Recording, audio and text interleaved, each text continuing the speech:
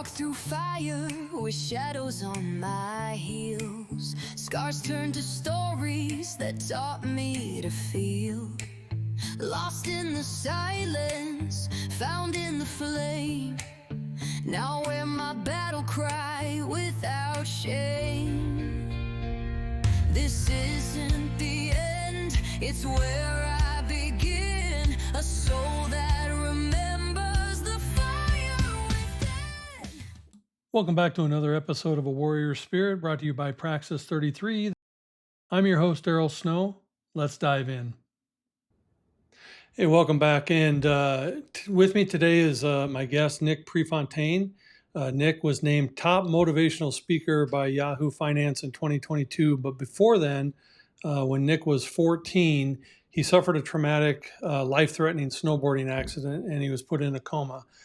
Nick's parents were told that he would never walk, talk, or eat again on his own.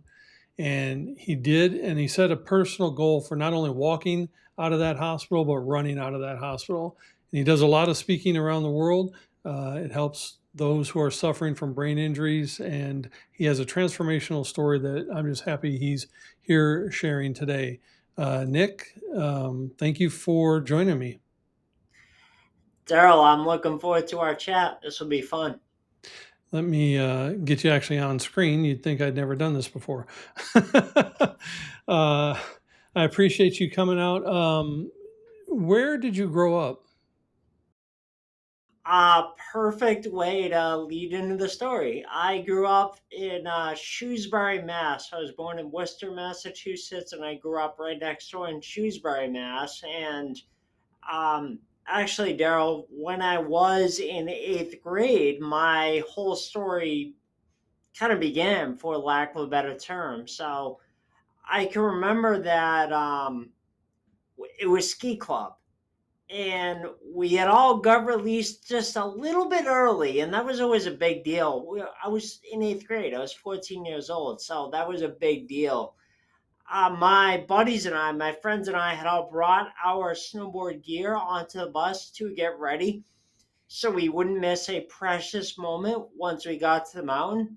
So we got to the mountain. When the rest of the class went inside to get ready, we hit the chairlift. We were ready to go. So we headed right for the chairlift. And then on the way up, we noticed that it was very icy because it had been raining earlier in the day. So people were wiping out everywhere. And that didn't really stop us, particularly. Yeah, exactly. Exactly. Yeah. So it actually went right over the terrain park where all of the jumps were. And I knew, Daryl, as soon as I saw it, that I had to go off the biggest jump in the terrain park. So I got to the top, buckled in my snowboard, took a breath of that crisp winter air, and confidently charged towards that jump with all my speed. And going into the jump, I caught the edge of my snowboard, and that's the last thing that I remember. So how long had you been a snowboarder before then? Because that it's pretty common up in that area to ski and snowboard and all that stuff. So Yeah, it was several years before that. I knew what I was doing. It wasn't my friends and I, it wasn't our first go around, so to speak. So yeah, I um, definitely I definitely was confident on a snowboard. yeah, I I kept, chuckle. I chuckle because I grew up in the Midwest, and it flashes me back to I went skiing, and I didn't know what black diamond meant at the time, and I went accidentally down a black diamond run, and it curved at towards the end into the bunny hill, which for those who are non-skiers mean where the beginners should be, right? And so when I came speeding down at a clip that I couldn't control around this corner, there was someone who was basically standing still right in the way, and I didn't want to hit them, so I kind of went out wide. Well, the snow stopped and the field started, and that's not a good combination on skis going quickly. So I went head over heels, and when I woke up, there was a snow patrol guy standing over me, and he's like, Are you okay? And I'm like, well, if I could breathe, I would be, And fortunately, all I did was, hit my head and black out. But yours was much more severe. What caused? Now have you been on that jump before? Had you done this jump several times?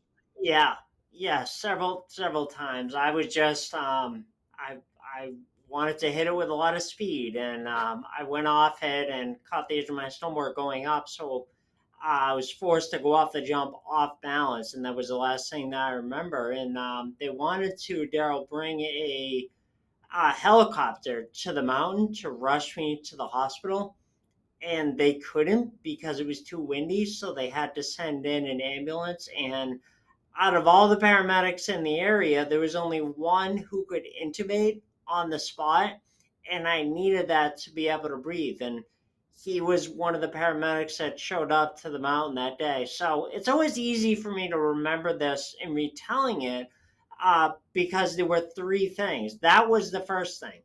Um, the second, I learned that although I wasn't wearing a helmet, um, the pair of goggles that I had on, snowboarding goggles, like ski and snowboard goggles, were very thick with a lot of padding. So I never would have fathomed that I would need them to brace my fall, but I learned that not only did they brace my fall, the initial impact, but as I continued to roll down the mountain and continued to hit my head, the experts and eyewitness accounts and everyone told me that with each fall, to cushion each blow between my head and the ice, the goggles moved to do that. The third thing, once I got to the hospital, I mean, I was out for the count, um, unable to communicate with anyone. They said that, um, based on the impact alone, I probably would have been out 7 or 10 days. But they had to partially induce me into a coma because they were worried that if I woke up and panicked, the swelling in my brain, which was already high, would increase and I would die. So that's why they had to partially induce me into a coma. And in my room in the ICU, I was out as can be, and the doctors came into my room because the only people who were allowed in my room at that time were my parents. And it the doctors came into my room. They figured, oh, he's in his coma, he can't hear what we're saying. They started to share the not so positive news, not so positive news, not so positive news. As I'm sure you can imagine, when you're in an acute, anyone that's been in an acute or a traumatic injury, they can't paint a rosy picture, for liability reasons. So they started to share this right in front of me, Daryl, and my mom stopped them. She said, no, no, not in front of him, because she understood that even though I was in a coma, I was still taking in information. Hmm. So she made the doctors step outside the room, and then once they were there, that's when they told my parents that I probably wasn't going to be able to walk, talk, or eat on my own ever again. And even if I was able to come out of my coma, they weren't sure how long I was going to be in the coma. Even if I was able to come out, there was a good chance that I probably wouldn't. Yeah, being Did you? being being in some pretty rough shape.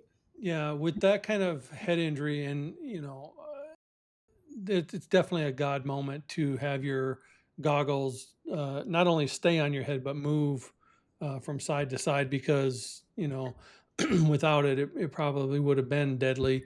Did you, other than the brain swell, did you break any other parts of your body? No, I drank a lot of milk. I love cereal growing up. I didn't break a bone. My left shoulder was up to here. My head was out to here, but I didn't break anything. No. Wow, Um, yeah, that's incredible. Even with because anyone who's been on the slopes and they know the speed involved, that kind of impact usually means broken bones as well as the head injury. So you hmm definitely your angels were watching over you that day for sure. How long were you in your coma? for sure. I was in it. I was in the coma for 3 weeks. I really don't remember a month because remember it was a partially induced coma. And it was right around that time that I got transported to a rehab hospital in Boston about a month after my accident. And that's where my journey began. That's where my kind of my memories start. And I vaguely start to remember things and it starts to come back for me. And it was right around that time when I got transported to the rehab hospital that I started to unknowingly use a system to not only make a full recovery, but run out of the hospital. And that's a step system. That's what I teach in my one on one work with clients, the step video series, which is the only product I have right now. And also in my keynotes, which I give to a lot of brain injury associations and other organizations that support individuals that are going through trauma. So, STEP is an acronym, and what I can do for everyone is just give you a 10,000-foot view.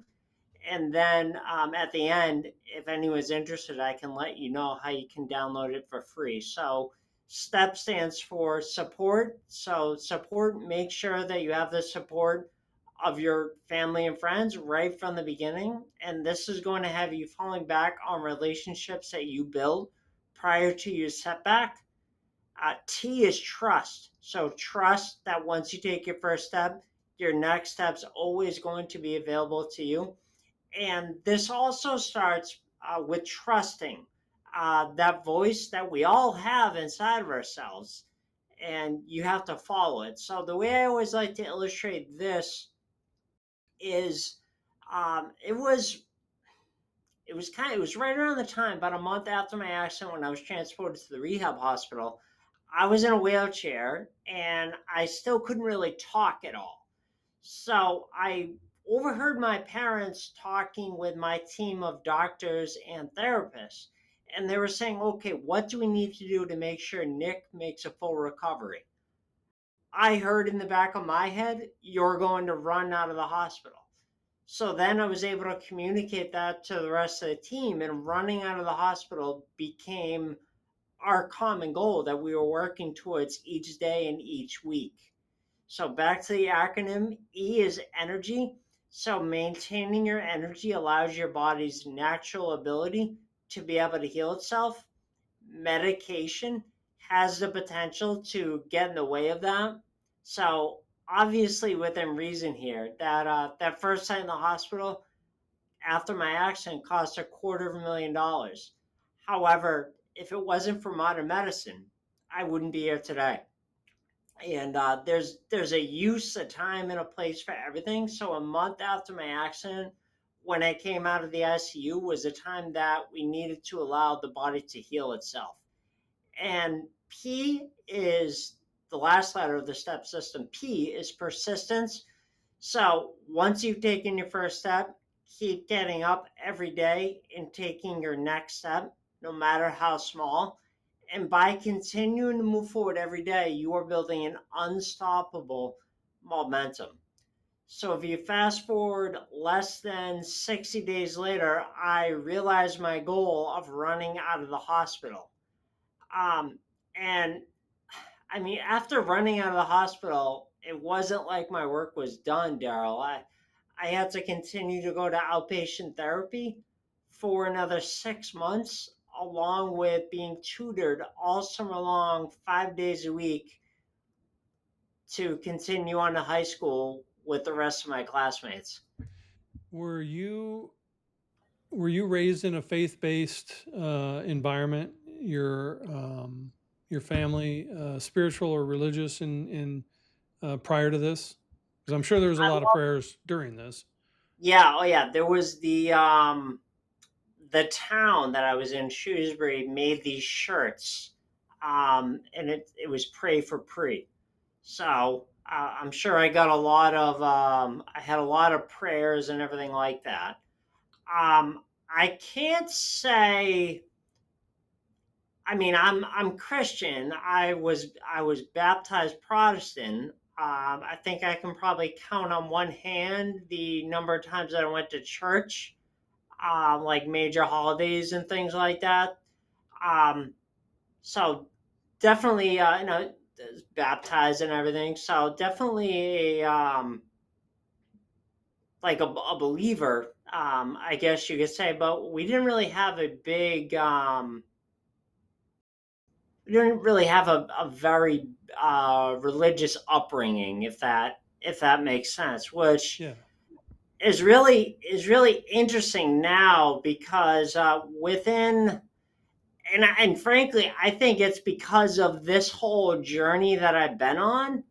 Um, Within the past, probably call it 2.5 years, I've been like reading the Bible every day, followed by reading affirmations and everything like that. So um, that's kind of and I'll get to it later in my story. That's kind of right along the lines of following that voice in the back of your head, because now it led me to what I'm doing today with my work with Common Goal and helping individuals, telling my story from stage and helping individuals that are going through trauma, health challenge, life challenge, crisis, uh, get to the other side and thrive with the rest of their lives. Um, Daryl, I really believe that as long as I'm listening to that voice, God's going to take care of me.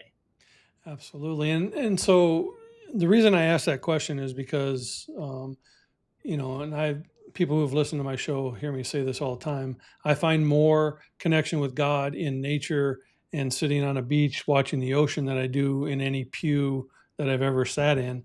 But the connection with God and the spirituality is what helps get through those hard times. So I'm just curious, as a 14-year-old, obviously fearless young man, he's like, I'm just going to go for it. What instilled that non-quitting attitude when you couldn't speak and you couldn't walk, but you knew, I'm getting out of here. I'm doing this. Like, where did that come from? What was your spark? So I would say it was how I was raised, my family, and how I was brought up. So the the step system, Daryl, is really just a I shouldn't say just, but the step system is how how I was raised, the system to tackle any obstacle, get through it, and to be able to thrive with the rest of my life. That's how I was raised. So now, and actually, let me jump back. Let me jump back into my story. This whole thing will make sense at the end. So I think like after I overcame certain things later in life, I was like, all right, I have something here. I need to be sharing this with the world. So that's really what I'm doing. So um, after after finishing rehab and everything, it's kind of a little surreal to me that only 18 months later I got my start in real estate, and that was door knocking pre foreclosure doors, or homeowners that have received the notice of default letter from the bank, meaning that they had missed several payments on their loan and the bank still hadn't foreclosed on the house. So I would get a list of these. I was only 16. I would get a list of these, and I would go and knock on their door. If they weren't home, I left a lead behind and everything. And I did that throughout the rest of my high school.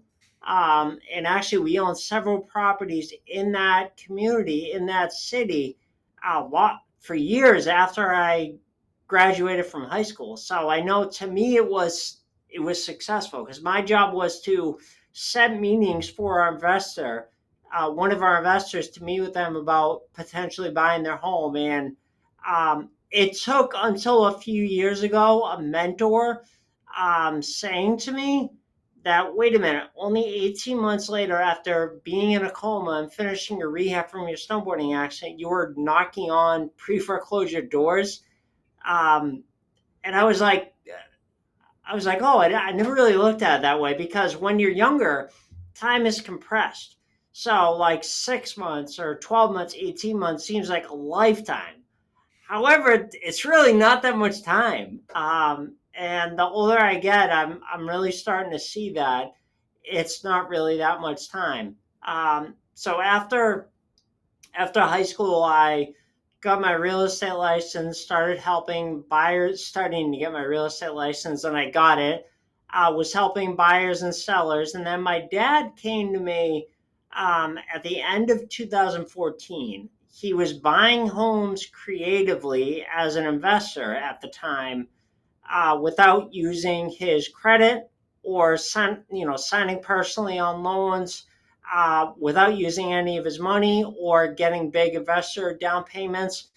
And then he was starting to get all these properties and he needed help with putting them on the rent to own market. It's different than listing it conventionally as a realtor and putting it on the market. So he came to me, asked me, he was going to hire someone to do that, and he's like, I'd rather have someone I know and trust to do that. So he asked me, I came around to the idea. Then I that turned into, oh shoot, now we need someone to handle all the buyer calls and the buyer inquiries. So I started doing that, and just to keep it real simple, like kind of a 10,000 foot view. And I'm still involved in our family real estate business and buying and selling real estate. Now we do it all over the country, as well with associates that we have. So some of the ways that we'll buy is with a lease purchase, basically a delayed cash sale. Another one is if there's no debt on the property, we'll actually close on it and make principal only payments to the seller. A third way to keep it simple is if there's an existing loan, we can actually close on it subject to that existing loan. However, we're buying it, we're always selling it on the rent to own market. And there's only roughly, still to this day, and it's getting even worse, there's probably only 18% of the market who can walk into a bank and get a loan. So we market to the bigger 80% of the market. Not saying they're all great in there. However, there's a large portion that they make great incomes. Um, they make plenty of money and they have money saved for the down payment. They just, for whatever reason, Daryl, can't walk into a bank and get a loan today. So that's the rental market that we're serving. We're helping those buyers get into a home and get them on the path to home ownership. So I started doing that more and more. And in January of 2016, it didn't even make sense for me to keep my real estate license anymore. So I let it go and joined my dad full time. Now, here's where it kind of loops back to my story. So, ever since I've got out of high school, I've always had this voice in the back of my head that's been saying to me, yeah, okay, great, Nick. But what you really need to be doing is telling your story from stage and helping trauma or life challenge or health challenge survivors or accident victims to get through their trauma or challenge and thrive with the rest of their lives. So that voice has always been there. And in 2016, we started holding yearly events, probably once or twice a year. We hold events, and I've always had the opportunity to tell my story from stage. And I always thought, oh, okay, I'm scratching that itch. I'm listening to that voice in the back of my head. Well, a little bit, not 100%. So anytime I would speak at one of our events, that voice would get quieter, and I would think, oh, okay, I'm telling my story from stage. I'm listening to that voice. Well, then it just kept getting louder and louder. And someone who actually heard me talk at one of our events in September of 2019 approached me afterwards, and she said, I'm not trying to steal you from your dad. However, if you're ever looking to kind of fine tune your message and bring it to another level, I can introduce you to a few coaches and mentors that have helped me along the way. So up until this point, that voice just kept getting louder and louder, and I I wasn't ready yet, Daryl, because I was actually going through a voice challenge, which I don't I don't know as if we have time to get into that today, but maybe if you'll have me back in 8 months or 12 months or whatever, we can talk about that. But it basically sounded like it was like really hard to get the words out. That's how it sounded. It didn't feel like that, but that's how it sounded. So I wasn't ready yet in September of 2019. However, I always hung on to that woman's card. And in May of 2021, I finally reached out to her. She said, um, okay, I'll introduce you to my mentor, one of my mentors, Trisha Brooke. Um, and I had a first call with Trisha. This in May of 2021. I shared with her what I was looking to do, and I said, "Do you think that's possible?" She said, "Yes, you should do the speaker salon." I said, "What's a speaker salon?" She said, "You commute to New York City for 6 weeks in a row, and you get to work every Wednesday from 10 to 2, and you get to work on with me on stage with up to 10 to 15 other speakers in that window, the 10 to 2 window on stage at the Triad Theater. And you get to work on crafting a 10 to 15-minute talk. And on the final week, you perform for event planners, TEDx planners, podcast hosts, other kinds of events, people that are looking to book speakers for their stage. So she said, "That's 25,000." I said, I was able to get that together. And I said, yes.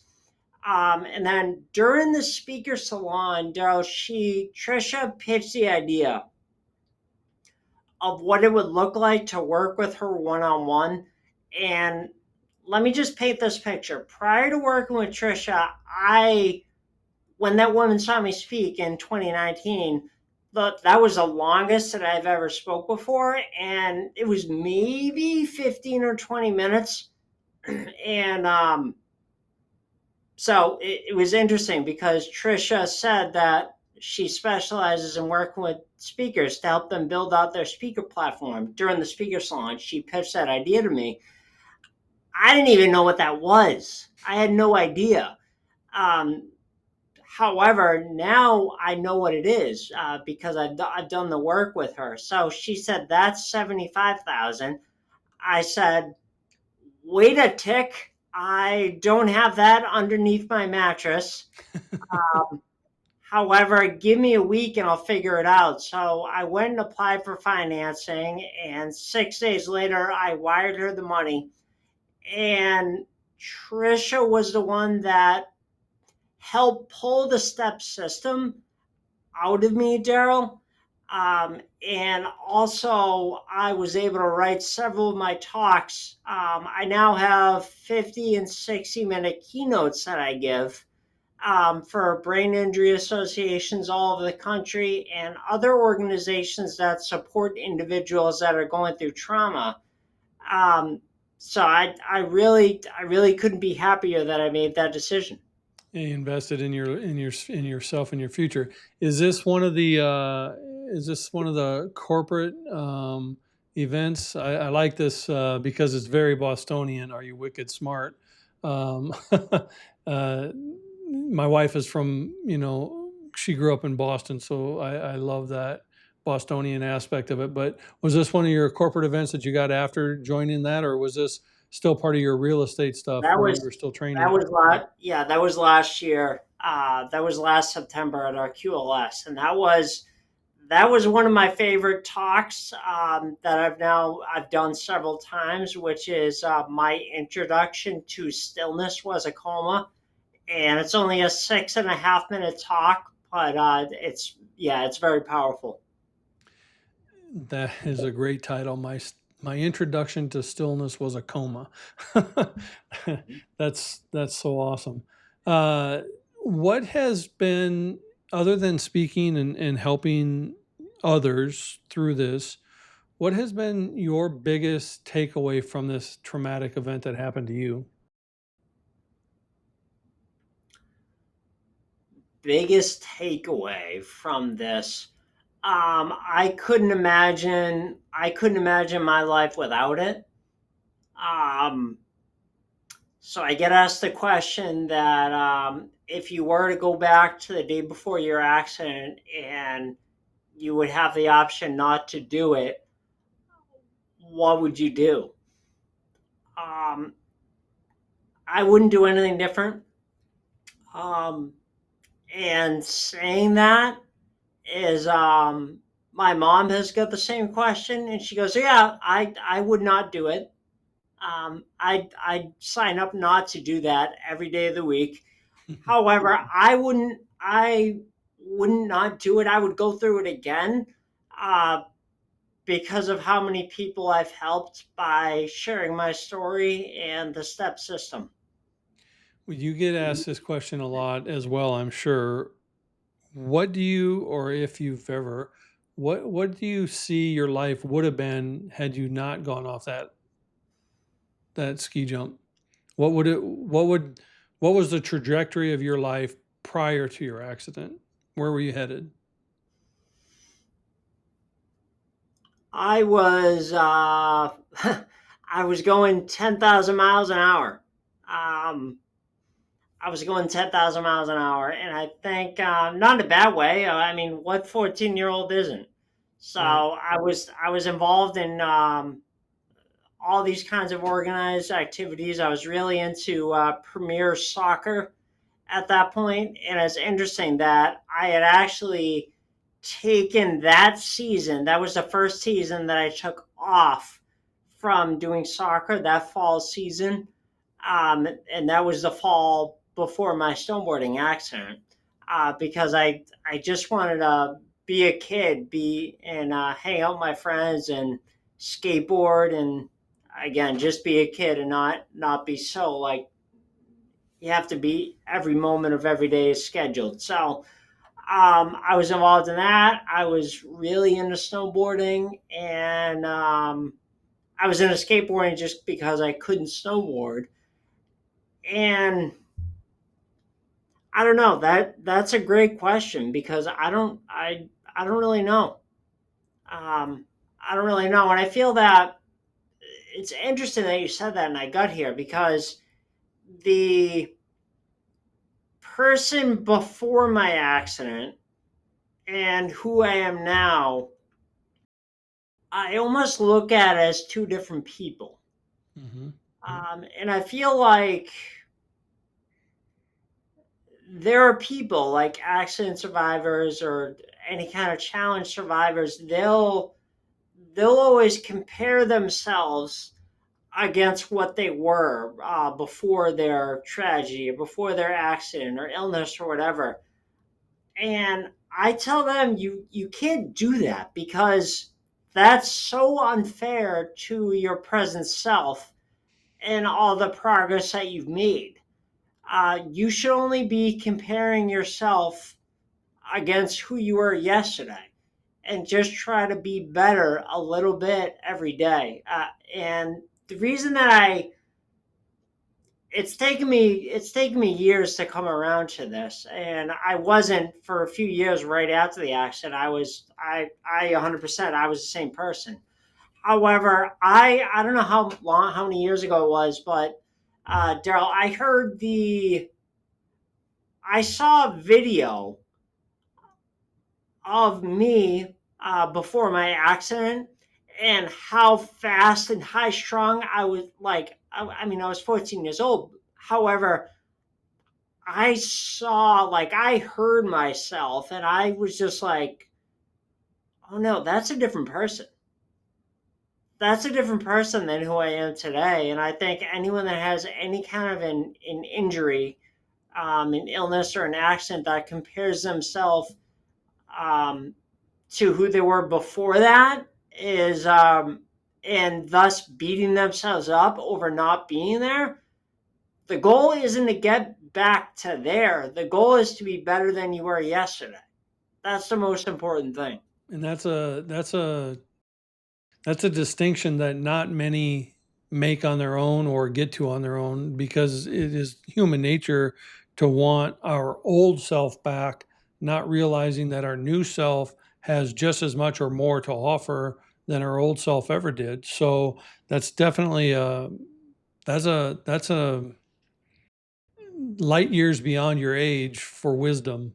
And it's something that I think it's important not only for trauma survivors to assess, but anybody who's trying to compare their old life to their new life from whatever they came from, whether it be, addiction or trauma, physically or mentally or emotionally.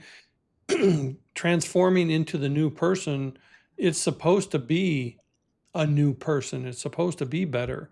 So I think that's a really great distinction. I'm going to bring up this elements for you. You went from 2021 spending by now $100,000 on your speaking career, and in 2022 you were named top motivational speaker to follow. And then you also are part of a book writing the new rules of real estate investing and your goals organization. Can you kind of elaborate on each one of these little elements for a minute or so?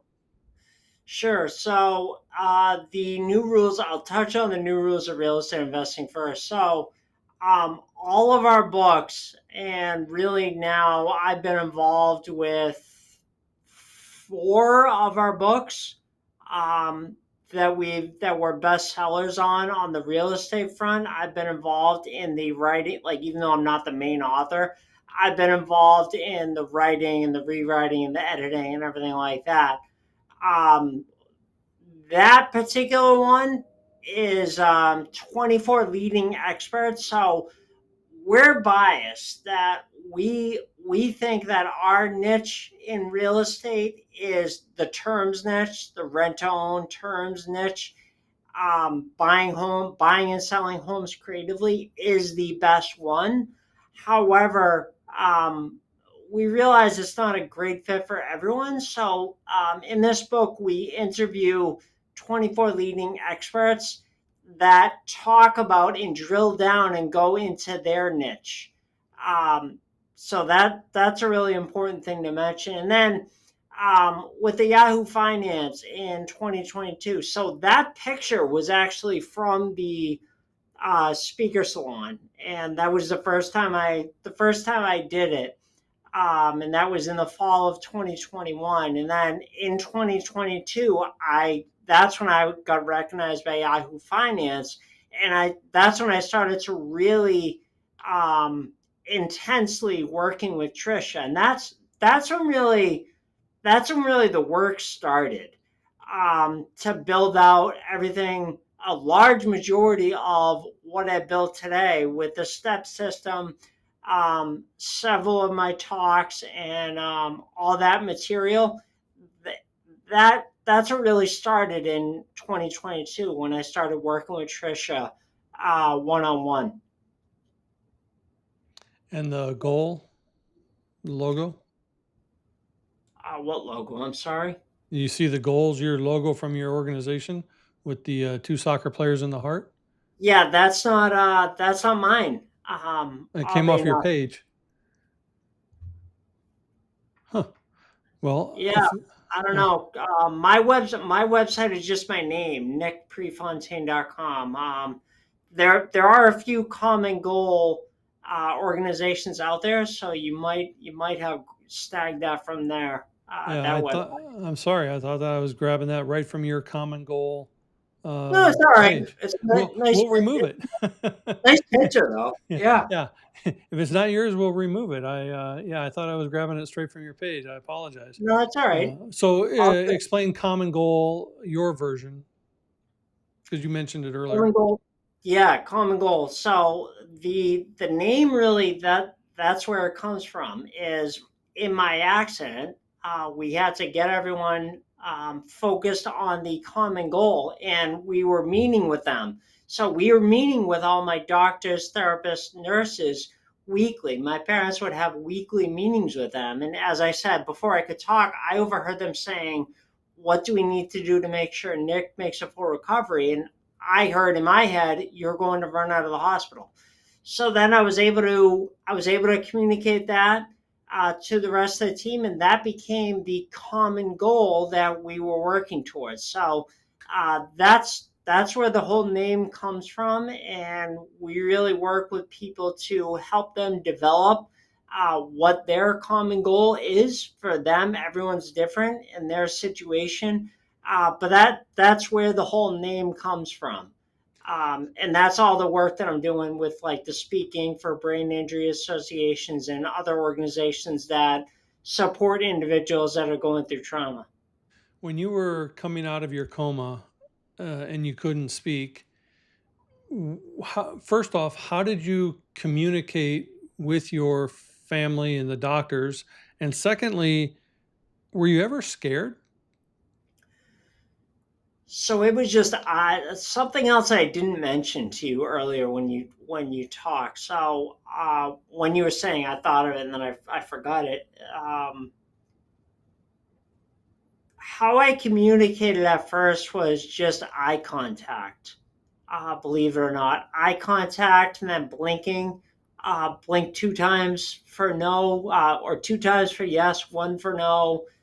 Just simple like that. And then that progressed to mouthing words, and then that progressed to a whisper.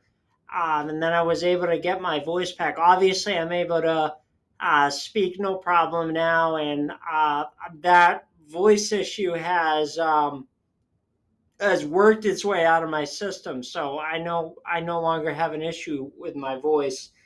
Um, as far as like my family and everything, I because I didn't all that noise of he's probably not going to be able to walk, talk, or eat again. That was shielded from me, so I didn't know any better. I didn't know any better. Um, I just thought, okay, something happened to me. Obviously, this isn't ideal, but something happened to me. I just have to keep working every day um, to get better. So it didn't occur to me that there was an alternative because none of that information was told to me. So it was just do what's in front of you every day. And my parents had affirmations all around my room. Like I would look, this is even before I could walk. So with each step I take, I am getting closer and closer to my goal. And then with each exercise and each day, I'm getting stronger and stronger. So like everywhere I would look, there would be these messages on my hospital room walls, and I couldn't get away from it if I tried. So that was just the environment that I was raised in. And then my parents luckily had the foresight to kind of shield me from the prognosis, and then to surround me with positivity and affirmation. So there was never the only moment of doubt, I would say. So this is important to share. This is a day early on in my recovery at the rehab hospital. I would start my day and I had physical, occupational, and speech therapy, after which you broke for lunch. And it was at one of these lunches in my hospital room when a moment of doubt crept in. I was looking over my situation and why I was in a wheelchair, and I just couldn't figure it out. I can remember turning to my mom and asking, am I ever going to be able to walk again? She said, of course you are. That's what we're doing here, so you can get everything back and we can go home. So that allowed me to continue to take my next step. And looking back on it, I think that's the only moment of doubt I had. However, my support at the time, my mom, let me know, like, no, that's what we're doing, and then I was back. Then I was back on track. Like, oh, okay, all right, great. Let's keep going. When But I when you're think that's lo- important to mention. Absolutely, it is because I think if your parents had, and I'm sure in the quiet of their own time away from the situation, they had their own fears and doubts and whatever, but they never let that bleed into your sphere of consciousness. And so it was strength that you fed off of to keep going.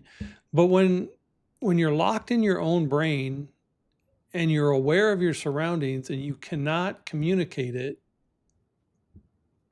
what was that like for you at those moments? Because you couldn't be all positive every moment. So what was that like in those moments? I Did you remember. I mean, the to go back to your earlier question, the coming out of the coma, was I there a moment where I was scared or didn't know what was happening? I would say no. Because I just thought my simple 14-year-old brain, oh, okay, something happened. I just have to do what's in front of me every day. And that's really what I did.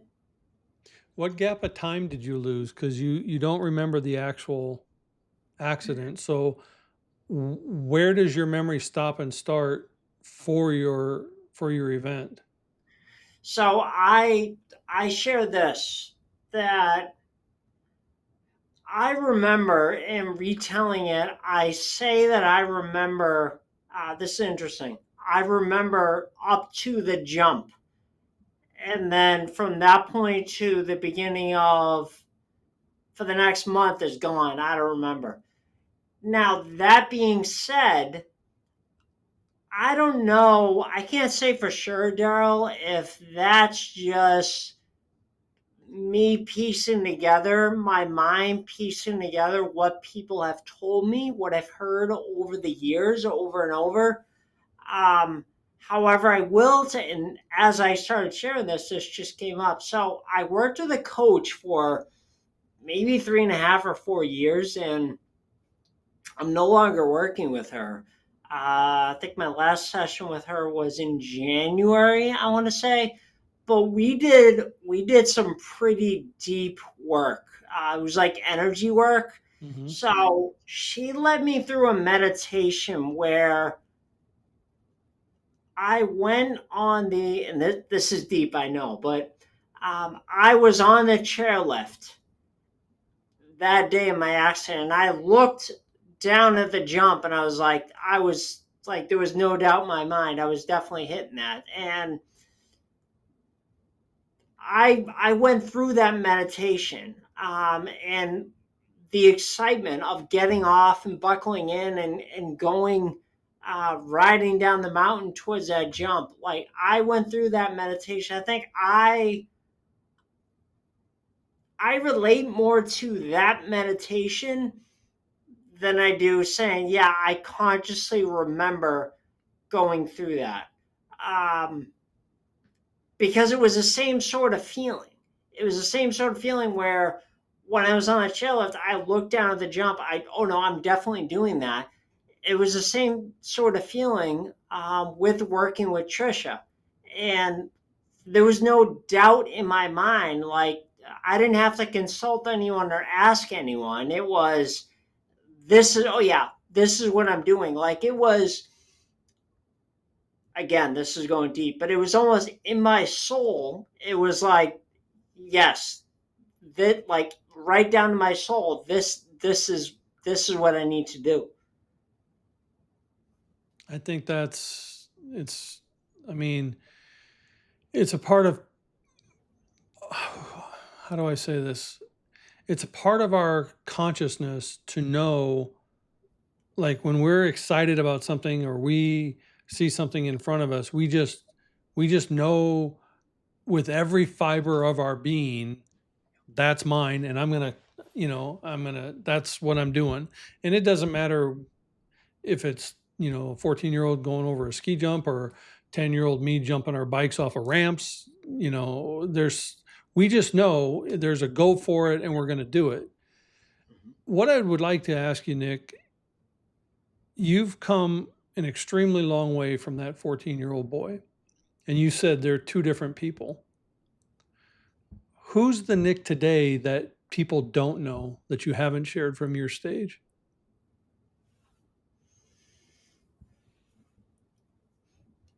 Oh, it's such a good question. I'm allowed one per show. Such a good question. Who's the person? Yeah, I don't know. This is just bubbling up. This is just bubbling up for me. So there are so many, there are so many public figures out there who will say, "Oh no, I'm an introvert, and I really don't like talking to people, or I like to be by myself and do my quiet time all the time. I don't like crowds. I don't like going out." I'm an extrovert. Um, I love being with people. I'm not going to pretend I'm an introvert. I would say I'm an extrovert. I love being with people, um, helping people, that kind of thing. Now that being said, I still I go through my meditation, and my I do meditation qigong for 30 to 45 minutes a day, and I have my morning routine of journaling, reading the Bible, everything like that. So I have my time in the morning to kind of set me up for the day. Um, However, that would be it. I'm an extrovert, I would say. Yeah, Yeah, because some people, when we speak from the stage and we have, those things that we're trying to portray, sometimes who that is on the stage isn't the same as who it is off the stage. So it's kind of nice to know that you're the same guy both on and off the. same Yeah, person. Yep, same person on and off. I like I that. can't get enough of it, and I need to make sure that I'm taking care of my energy, so I don't get fried, I Hmm. guess you could say. So, part of the way I do take care of my energy is I get Trina, and it's a form of body work. Hmm. You can look it up, but it's TUI space NA, and I get that once every 5 weeks, which I just had on Wednesday. And then I get myofascial release, which is like craniosacral, that type of work. That's a massage, craniosacral massage, myofascial release. I get both of those once every 5 weeks to help keep my energy high, so I'm able to impact and affect the most amount of people possible. And I think uh, without doing that and taking care of my energy, I'd be lost, because that's what enables me to be extroverted, like be on stage, be here with you today, share my story and my message, and to hopefully help more people. Yeah, my wife's a Reiki master and she's an energy healer, so you're talking my language when you talk about all those. I can't let this opportunity slip then. While I was in the coma, my parents had someone come in and perform Reiki on me. I love it. Yeah, Yep. energy is powerful, and our energy and our mind, and it's all intertwined. And the attitude of this is where I'm going, and this is what I'm supposed to be doing helps propel you into the person who is able to eat, walk, talk, do all the things you can do. Without it, my dad was in a coma for 3 months when he was 18 years old, and he was told he'd never walk again. And he basically told the doctors "F you," and he walked. Now, granted, he walked with a limp, but he still walked for the rest of his life. Attitude is everything, and energy is a big part of that. What other? And I think your message is important for people, not only just trauma survivors, but I think it transports to all of us. The STEP program that you developed or have pulled out of you, I think is vital for everybody. But what is the main message that you try to give when you're speaking? What do you want people to walk away with other than learning the STEP program? What do you want them to know about themselves or who they are, and what do you want your message mainly to be?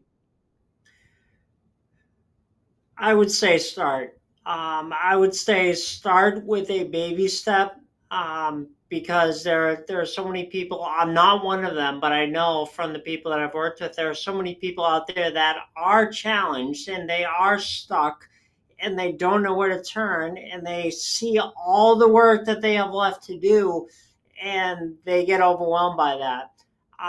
The best cure to that is to take a baby step towards where you want to go. And once you take your first step, your next step's always going to be available to you. I love that. And I'm going to ask you the one last question that I ask all my guests. What does a warrior spirit or having a warrior spirit mean to Nick Prefontaine? So before I answer that, the we only cover, believe it or not, like a 10,000 foot view of the step system.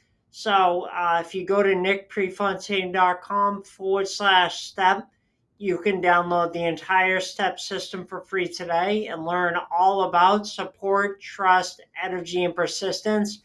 And then, if any bit of my story, the real estate aspect, intrigued you, and you want to learn more about how we buy and sell creatively, you can go to our website and get registered for a free master's class. That's smartrealestatecoach.com/master's class. And you'll get registered, or you can get registered for a free master's class that's going to teach you all about how we buy and sell homes on terms we like to call it, without using our credit or money.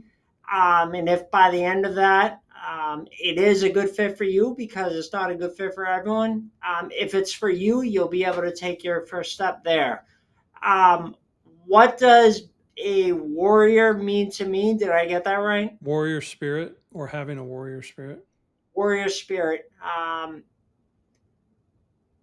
Never, ever stopping. Always keep going. I think you've embodied that your entire life. And I'm just thankful that you chose today to come share it with me and my audiences. And, many blessings. And definitely there's a lot more to your story we can touch upon. And I'd love to have you back at another time to, go a little deeper and maybe go into that spiritual side that you didn't touch on today. I would love to. We can talk about that, and also my voice issue and how it all intertwines. So Yeah, yeah, I'm looking forward to that. I can't wait. I Should be love it. fun. This has been fun.